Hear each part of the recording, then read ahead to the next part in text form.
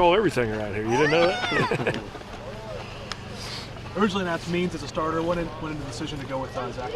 Well, as you can see the snowflakes flying between myself and the camera, you know, Means is so valuable to us that we didn't want to jeopardize him being able to pitch this weekend at all. And, you know, it's hard to pitch on a cold day. It's hard to hit on a cold day, so we're just being ultra careful with him. How about the effort you got out of Bargeron coming off of his last short start, being able to do what he did today? I don't know how often the same guy gets to start 2 games in a row, but that's what he did for us. And I called him this morning and said, Zach, I know you just started, you didn't throw many pitches, but do you want the ball today against the Panthers? And, you know, he's an older veteran kid, has been around here a long time.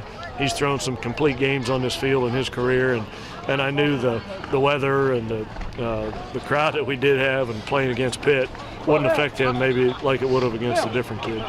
What was working for him today? I mean, he was throwing strikes for the most part. It was a tough day to hit.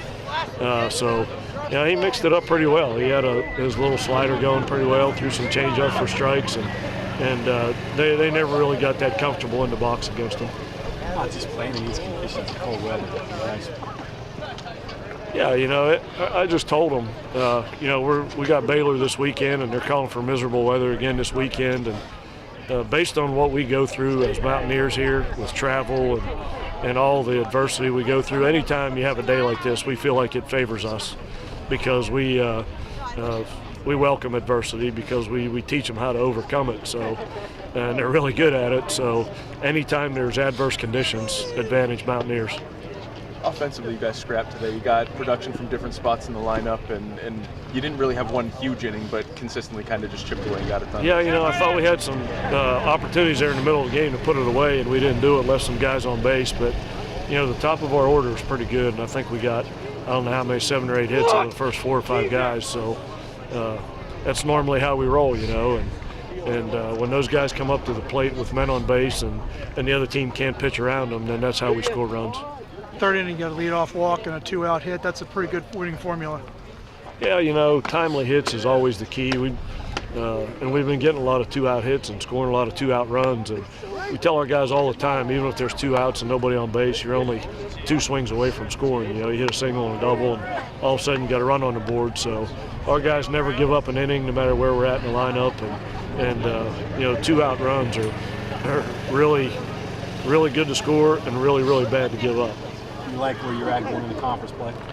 Yeah, I do. You know, I feel better that Bargeron and Bennett pitched the way they did today because we had some concerns about pitching in the midweek games, and we didn't want to have to use Means and Carly and Musgrave and those guys to beat these teams. But you look at our midweek games, Ohio State's playing really well. Maryland just swept NC State, so Marshall's Marshall, and all of our midweek games are just as tough a competition as our weekend games. So why y'all shivering so much? This is where you get your bids.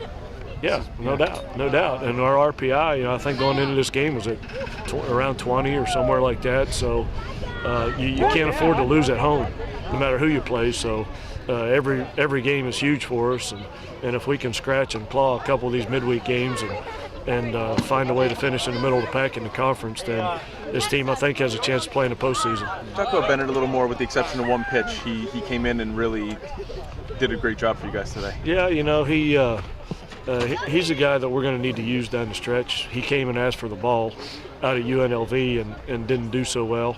So it was good to get him back out there and give him another chance. And same way with Bargeron. He didn't pitch too well on Sunday. And when you have a pretty good pitcher that doesn't pitch well, you try and get him out there as fast as you can to get him back on track. And fortunately, both of those guys will go to bed tonight with a little more confidence.